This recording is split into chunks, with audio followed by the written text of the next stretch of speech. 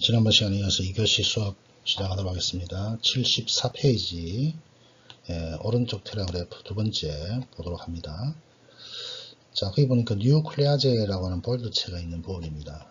뉴클레아제 단어를 생각해 보면은 뉴클릭 애시드를 분해하는 아제, 효소 이 말이죠. 그래서 RNA와 DNA는 뉴클레아제라고 하는 효소에 의해서 분해가 될 수 있고요. 뉴클레아제는 DNA와 RNA의 포스포디에스테라 결합의 가수분해를 촉매한다. 자, 그리고 3-와 5- 세 번째와 다섯 번째 탄소 사이에 인산기가 들어가는 거, 우리가 포스포디에스테라 결합이라고 그랬죠. 이것이 이제 끊어지는 과정, 만들어지는 과정이 반대가 되겠죠. 끊어지는 과정. 그 과정에는 가수분해, 물이 필요한 반응이다. 반대로 그러면은 그것이 결합하기 위해서는 물이 또 있어야 되겠죠. 사람의 소화효소에도 뉴클레아제가 굉장히 많이 포함이 되어 있습니다. 그래서 섭취한 음식물, 우리가 음식물 속에 들어가 있는 폴리뉴클레오타이드를 이것들이 다 분해하여서 우리가 다시 재활용을 할 수가 있겠죠. 탈수를 통한 포스포디에스테르 결합은 연력학적으로 선호되지 않는 반응이다. 그렇다면 생체 내에서 직접적인 탈수 반응을 통해 뉴클레오타이드를 만들 수 없는 경우에는 어떻게 할 수 있을까? 정답은 바로 리보뉴클레오시드나 디옥시리보뉴클레오시드, 3인산 이런 것들을 통해서 에너지를 활용하는 것이다. 즉 만들기 위해서는 ATP라는 것을 사용해야 된다. 이런 간단한 논리가 되겠습니다. 그 옆에는 4-8 그림을 한번 보도록 하겠습니다. 지금 보여주고 있는 그림인데요. 자, 여기 보게 되면은 인산기, 자, 이렇게 인산기가 두 개 붙어 있는 것을 제가 지난번 시간에 파이로인산 이렇게 이야기했어요. 파이로인산. 그래서 인산기가 두 개 더함으로 해서 이렇게 결합되는 형식을 그림으로 보여주고 있으니까 참고해 주기 바라고요. 4-2로 갑니다. 핵산의 기본 구조 쪽으로 갑니다. 핵산의 기본 구조. 핵산의 구조를 알아보기 위해서 가장 기본이 되는 선형 구조에 대해서 한번 알아봅시다. 첫 번째, 선형 구조의 중요성. 우리 앞에 갔던 우리 서림 4-1을 다시 한번 생각합시다. 폴리뉴클레오타이드는 방향성을 가지고 있다. 3-5-라는 표현을 썼었죠. 단량체 단위 사이의 포스포디에스테르 결합은 할 단량체의 3-탄소, 그 다음의 5-탄소를 연결한다 그랬어요. 따라서 선형 폴리뉴클레오타이드의 양 끝이 3-나 5-로 이렇게 구분을 할 수가 있습니다. 두 번째, 뉴클레오타이드 서열은 염기 서열에 의해서 개별성을 갖는다. 무슨 말이냐면은 뉴클레오타이드 서열이 형성된다는 거예요. 어떤 종류의 ATGC 네 가지가 어떻게 들어가냐에 따라 가지고 형성된다는 것이고, 이 서열이 핵산의 기본 구조인 1차 구조로서 형성이 된다는 것입니다. DNA나 RNA의 폴리뉴클레오타이드 서열을 이야기할 때 우리 앞에 같은 그림, 같은 복잡한 그림을 그리지 않고 그것을 좀 더 단순화시킨 것이 그 밑에 있는 그림입니다. 자, 여기 보니까 A, C, G, T, T가 있어요. 아데닌, 시토신, 구아닌, 티민. 여기 보니까 3-5- 인산기가 사이사이에 있죠. 이렇게 간단하게 쓰는 것도 있고, 이걸 다 빼버리자는 거죠. 다 빼버리자는 거죠. 그래서 밑에 개념 아래 보니까 A, CGTT로만 나타내자. 그렇지만 이 ACGTT 사이에는 이런 복잡한 구조로 되어 있다는 것을 항상 우리가 생각을 해야 되겠습니다. 그래서 교과서 한 8번째 줄 보면 그런 말이 있어요. 그래서 각각 포스포디에스테르 결합은 3-5- 사이에 그리고 말단에 있는 3-에는 수산기, OH기. 자, 그 밑에 그림 보니까 3- 말단 끝에 OH기가 있죠. 그래서 5- 말단은 뭐가 있겠어요? 인산기가 있겠죠. 이런 것을 간단하게 염기의 이름만 가지고 나타내자 그 말이고요. 개념 방금 우리가 살펴봤던 ACGTT라고 만약에 어떻게 이렇게 돼 있다면은 왼쪽을 5- 말단, 오른쪽은 3- 말단. 그래서 우리가 단순한 염기 서열만 가지고 어느 쪽 이렇게 이제 우리가 서로 정하자는 거죠. 이러한 선형 구조, 즉 염기 서열의 중요성은 유전 정보가 이 기본 구조에 저장되기 때문에 이걸 우리가 거꾸로 누구는 쓰고 누구는 또 왼쪽을 먼저 쓰고 이러면 헷갈리겠죠. 그래서 우리가 서로 같이 이렇게 정의를 내린 겁니다. 자, 두 번째, 유전물질 요소의 DNA, 유전자의 화학적 성질에 대한 연구는 프리드리히 미셸이라고 하는 사람입니다. 그 다음에 DNA를 최초로 추출한 1990, 1800년대 후반에 이제 시작이 되었다. 아까 미셸은 제가 말씀을 소개시켜 드렸고요. 일부 과학자들은 DNA가 유전 물질임을 가정하였지만 오직 4종류의 단량체로만 되어 있다는 사실은 초반에는 받아들여지지 않았어요. 왜냐하면 단백질의 구성하고 있는 아미노산은 20가지나 되는데 ATGC 4가지밖에 없으니까 이게 어떻게 단백질의 아미노산 서열을 만들어내지? 종류가 20개 정도면은 딱딱 맞게 떨어지면 아무 이상이 없었겠죠. 물론 그 당시에는 단백질이 유전물질이었을 것이다. 혹은 지방이 유전물질도 될 수 있을 것이다. 그런 논쟁이 벌어지다가 단백질이 중요하다. 그러면 단백질을 누가 그러면은 발현을 시키느냐. 이렇게 이제 점점 좁혀져 가던 그런 상황이었습니다. 그런데도 여전히 염기의 종류가 DNA에는 4가지, RNA도 4가지죠. T 대신에 U가 들어가 있으니까. 이 4가지가 어떻게 그러면은 20가지를 만들어내느냐에 대한 의문점을 사람들이 이제 가지기 시작하고 그것이 풀어지기 시작하죠. 초반에는 받아들이지 않았다. 이 말이 바로 그런 말입니다. 그 다음 테라그래프, 지금 보고 있는 이분들입니다. 1944년에서 52년에 2가지 중요한 실험을 통해서 DNA가 유전물질이라는 것을 이제 확인을 하게 됩니다. 1943년 오즈월드 에이브리라고 하시는군요. 지금 보고 계시는 사진의 왼쪽에 있는 이분입니다. 그 다음에 가운데 있는 클린 맥클라우드, 그 다음에 오른쪽에 있는 맥린 메카티라고 하는 이분들은 폐렴 구균 병원성 균주의 DNA가 비병원성 균주로 전상이 되어서 병원성으로 되더라. 이런 과정, 비병원성이 병원성으로 가더라. 이거 우리가 형질이 바뀌었다. 트랜스포메이션 이렇게 이야기합니다. 트랜스포메이션 이렇게 이야기하는 이 실험을 이 사람들이 최초에 해냅니다. 자, 지금 교과서에 보시고 있는 그림 4-9의 A를 한번 보도록 하겠습니다. A를 보니까 병원성 균이 있어요. 우리가 이것을 S라고 표현합니다. 자, 박테리아 DNA가 있고요. 이 박테리아 DNA에 병원성을 가지는 세균이라면은 그 병원성을 유발하는 유전자가 있겠죠. 그 유전자를 S라고 표현한 거예요.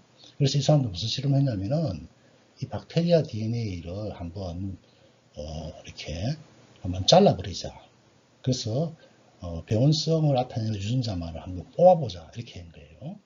그 다음에 병원성을 나타내지 않는 비병원성 균주에다가 이 병원성 균주의 DNA를 잡아 넣으니까 어떻게 돼요? 병원성 균주가 만들어지더라.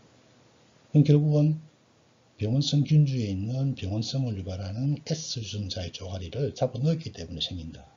그래서 이제 결국은 DNA가 유전물질이다 라고 하는 것을 이 사람들이 이 실험을 통해서 알게 됩니다.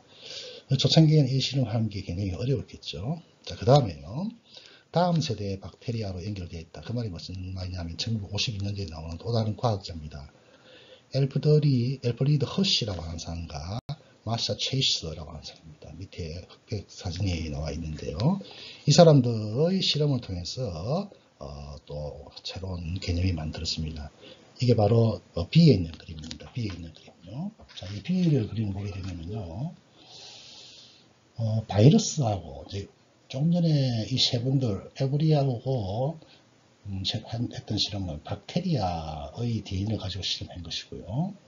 지금 소개할 그 허시와 체이스 이 두 분은 바이러스를 박테리아에다가 감염시키는 과정을 통해서 이것을 이제 알게 됩니다. 자, 밑에 봅시다. 밑에 보게 되면은 그 당시에 이제 이 실험을 하게 된 계기가 좀 전에 내가 말씀드린 바와 같이 DNA가 유전 물질이냐, 단백질이 유전 물질이냐, 핵산이 유전 물질이냐, 단백질이 유전 물질이냐, 한참 논쟁이 있을 때였어요.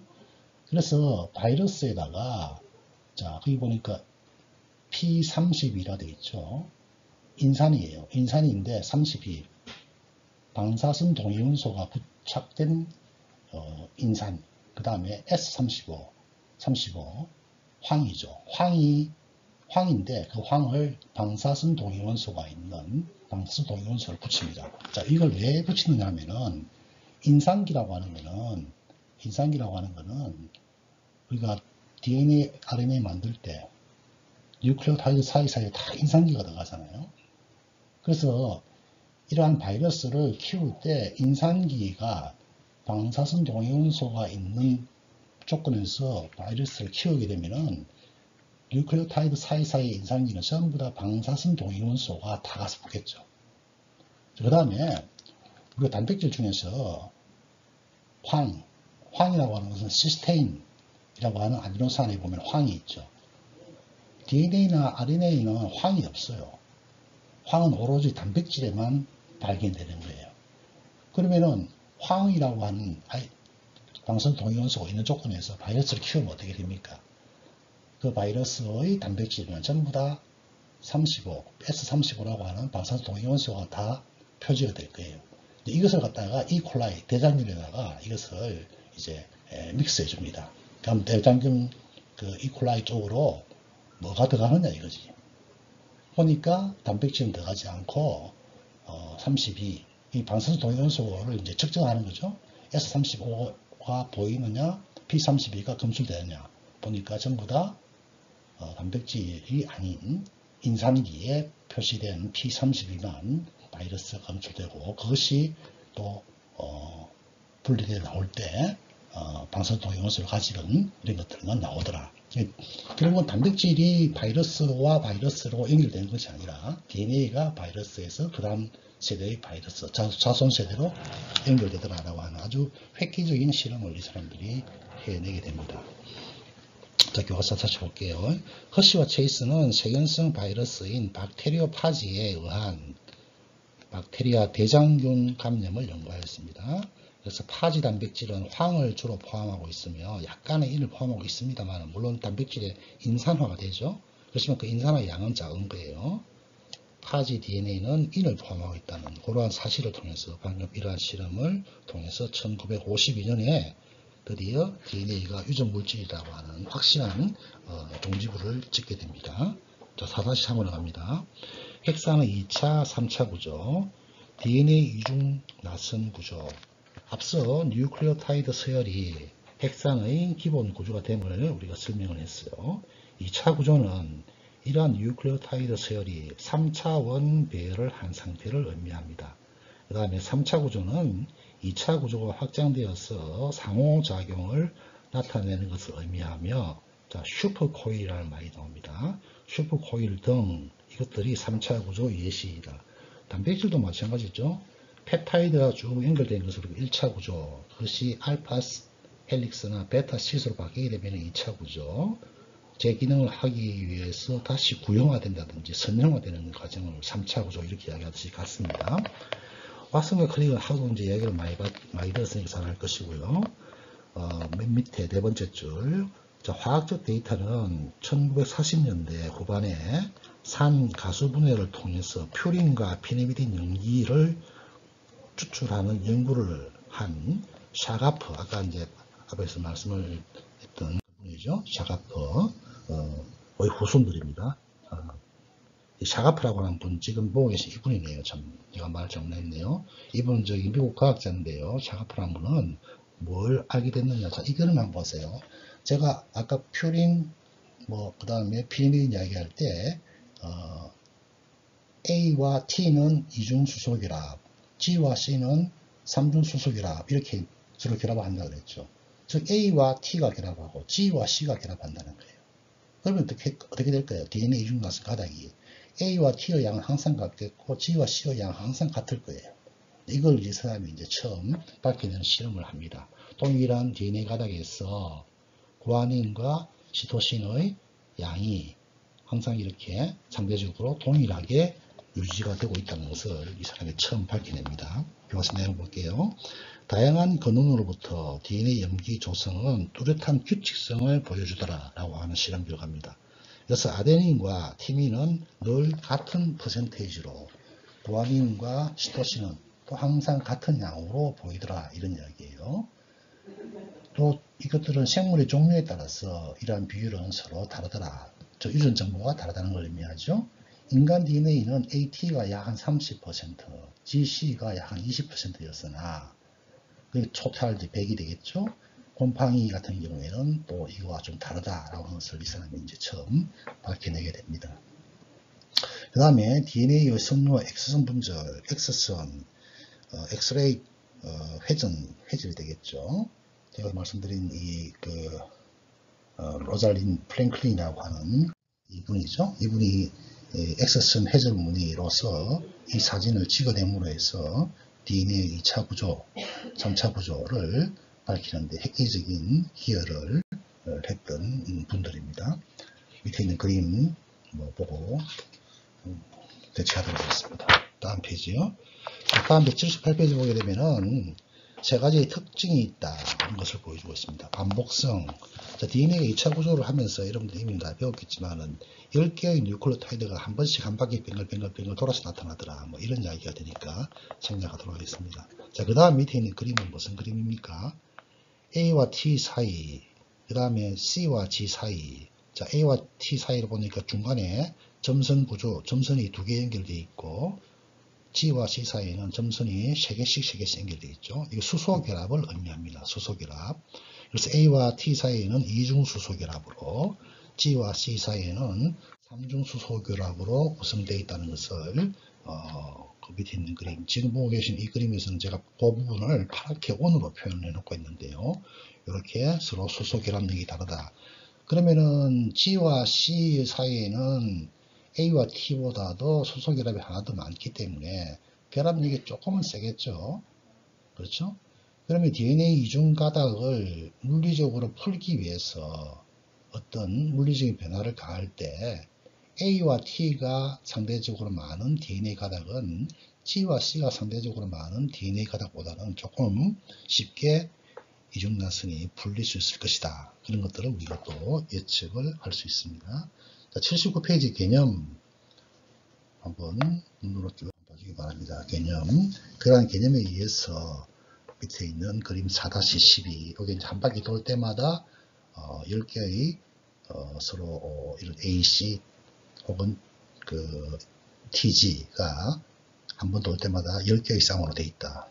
그 다음에 보니까 한 번 돌 때마다 각각의 이런 원자 구조에 의해서 조금 형태적으로 볼록한 부분이 있는데 그 볼록한 부분의 안쪽이 혹 들어간 거, 좀 약간 작게 들어간 거, 우리가 그것을 마이너 그루브, 메이저 그루브 이런 이제 어떤 형태적인 통일성들이 있더라 이런 이야기가 되겠습니다. 그 다음에 옆에 보니까 DNA 복제라는 말이 나와 있어요. 모 DNA, 그 다음 새로운 가닥 DNA를 딸 DNA 이렇게 표현을 하고 있는데요. 여기서 79페이지로 보도록 하겠습니다. 자, 79페이지 오른쪽에 첫 번째 테라그래프는 방금 이야기한 그런 내용들이니까 생략하고요. 두 번째 테라그래프 샤가퍼 발견입니다. 이것도 제가 생략하도록 하겠고 개념 봐주시고 개념 바로 옆에 훗날법을 한번 봅시다. 훗날 이러한 것들은 특정 DNA가 이중구조가 아닌 단일 가닥이기 때문에 나타나는 현상.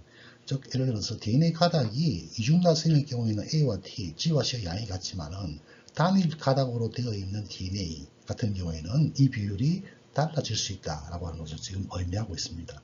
또 어떤 동물의 경우에는 어떤 조건에서는 DNA가 또 3중으로 되어 있는 경우도 있어요. 그런 경우는 예외적인 경우가 있을 수가 있다 이렇게 이야기합니다. 자, 만약에 이러한 단일 가닥 DNA가 세균에 감염될 때 다른 상보 가닥이 합성이 되어서 이중 가닥 복제형 DNA가 돼야 된다. 즉 한 가닥짜리의 DNA를 가지고 있는 바이러스가 우리 몸에 감염이 되었다. 그럼 그 한 가닥은 우리 몸의 호스트 셀에 있는 염기서열을 이용해서 다시 이중으로 만들어냅니다. 그럼 이중으로 만들어낸 이거는 아까 샤가포의 법칙에 동일하게 맞아 떨어지겠죠. 그 이야기를 하고 있는 것입니다. 그 다음 테라그래프 왓슨 크릭 모형은 비단 DNA 구조와 샤가포의 규칙뿐만 아니라 생물학의 중심이 되는 원리를 설명하는 데 굉장히 중요합니다. 결국 이러한 것에 의미가 있는 것이죠. ATGC 염기상은 항상 규칙적으로 나타나므로 DNA를 이루는 두 가닥이 상보적으로 이루어진다. 상보적이라는 것은 한쪽이 A면은 한쪽이 T가 와야 되고 한쪽이 G면은 한쪽이 C가 와야 된다는 이런 의미가 되겠습니다. 원래의 두 가닥을 분리하여서 염기쌍을 규칙에 따라 합성할 수 있다면 정확히 일치하는 두 개의 가닥이 만들어질 수가 있겠죠. 그게 바로 위에 있는 DNA 복제 그림입니다. 왜냐하면 상보증이 오니까 새로운 가닥은 항상 두 선 중에 하나는 똑같은 게 그대로 유지가 되겠죠. 그래서 우리가 그것을 상보직이다 이런 표현을 쓰고요. 이러한 자가 복제 기능은 세포가 원래 가지고 있는 유전 정보를 정확하게 전달하기 위한 가장 기초가 되는 그러한 자료입니다. 결국 이제 왓슨과 크릭이라고 하는 분이 이런 것들을 가지고 이런 유전 정보의 발현을 할 수 있는 그런 어떤 이론을 정립을 하게 된 것이죠. 그게 굉장히 가치가 높은 거예요. 1962년에 이제 이 논문을 발표하게 됨으로써 1965년에 노벨상을 받는 그런 계기가 되었습니다. 자, 그러면은 이렇게 DNA 복제가 자기 보존적으로 된다라고 하는 것을 우리가 또 실험적으로 또 우리가 그것을 알아내야 될 것입니다. 다음 페이지, 80페이지. DNA 복제의 반보존적 속성, 반보존적이다. 둘 중에 한 개는 항상 보존적으로 남아있는다. 이 말이죠. 자, DNA 복제 기전은 모 DNA, 페어렌털 DNA 가닥이 풀리고 각각의 모 DNA 가닥에 대한 상보 가닥이 생기는 것. 방금 우리가 앞에 봤던 그림하고 똑같은 거였어요.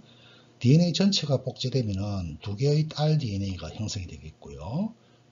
이는 절반의 모 DNA와 절반의 새로운 상보적인 DNA로 이중가닥으로 만들어진다는 것을 우리 이미 잘 알고 있죠. 그래서 우리가 밑에 있는 그림 4-14를 보게 되면 이런 식으로 된다는 거예요. 자, 이중나선이 곱하기 2가 될 때는 다양한 조합으로 나올 가능성이 있어요.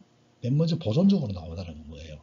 부모가 가지고 있는 이중나선을 그대로 보존하면서 새로운 이중가닥을 만드는 거, 반보존적은 반으로 나누어져서 하는 거, 혹은 막 저거 마음대로 잘렸다가 분산해서 들어가는 거, 이런 가정을 우리가 할 수가 있겠죠. 그래서 이것이 정말로 사람들이 이제 분산형은 아닐 것 같아, 반보존적인 것 같은데 어떻게 해서 반보존적인가 라고 하는 실험을 해낸 것이 이제 그립혀 있는 그림이 되겠습니다. 그래서 결론적인 거래요. 반보존적이라 부르고 그게 이제 1958년에 이 두 분에 의해서 이 실험을 하게 됩니다.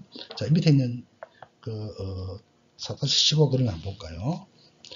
자, 먼저 DNA가 이렇게 있어요. DNA가 있고 이것이 어떤 베이지에다 키우겠죠. 이것을 DNA를 가지고 있는 세포를 베이지에다 이렇게 잘 키워요. 잘 키우는데 키울 때 질소가 동위원소가 15짜리 질소 동위원소를 가진데 DNA를 한번 이제 이렇게 DNA가 계속 존재하게 하는 거예요.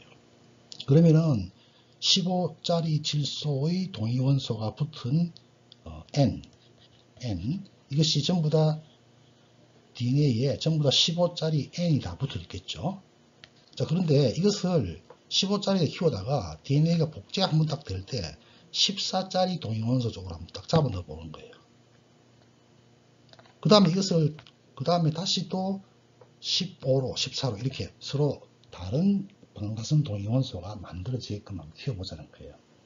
그래서 쭉 보니까 DNA가 어떻게 된다? 항상 밑에 있는 세 번째 그림 한번 볼까요? 15N에 키운 다음에 14세대를 보니까 이게 14와 15짜리 두 개를 가지고 있더라. 이건 이제 방사선 동위원소가 무게가 다르기 때문에 그 무게의 차이에 의한 덴시티로서 대표 제가 그림 하나 그려놨죠. 이 덴시티로서 원심 분리해서 이 두 개가 분리될 수 있어요. 그러면은 세 번째 그림인 경우에는 하나는 14, 하나는 15니까 동일한 무게를 가지겠죠. 동일한 무게를 가지기 때문에 14와 15 사이에 이것이 존재하게 될 거예요. 이런 원리를 이용해서 반보존적으로 DNA가 복제된다는 것을 이제 밝혀냅니다. 굉장히 그 당시에도 어려운 실험이었겠죠. 자, 81페이지 세 번째 줄요. 이 이론은 첫 번째 실험은 1958년 매튜 메셀슨, 그 다음에 프랭클린 스탈 이런 사람들이 진행한 실험에 의해서도 이런 것들이 일단은 가설로 세워졌고, 그 다음에 두 번째 패러그래프 방금 우리가 살펴봤던 그림 4-15 그림입니다. 이거 이제 방사선동 요원소를 포함하는 배지에서 한 번은 14에 키웠다가 15에 키웠다가 이렇게 함으로 해서 반보존적으로 복제가 되더라라고 하는 이런 이제 이론을 가설을 세우게 됩니다. 여러분들이 그 생물 2를 배웠거나 생물을 또 이렇게 깊이 배운 사람들은 지금 하고 있는 내용들이 굉장히 별로 어렵지 않겠죠. 제가 지금 한번 이렇게 훑어가는 거는 생물을 배웠지만은 또 이 부분에 대한 지식이 아직도 없거나 이런 사람들을 위해서 이렇게 하는 거예요. 지금 여러분들 이걸 조금씩 이렇게 정리를 해놔야지만이 뒤에 배울 수 있는 내용들을 좀 더 이해할 수 있을 거예요. 그래서 만약에 아직까지 이런 것들이 조금 용어가 서투르거나 이런 분들은 용어 정립을 좀 더 잘해주기 바랍니다. 잠시 쉬었다가 다음 시간 하도록 하겠습니다.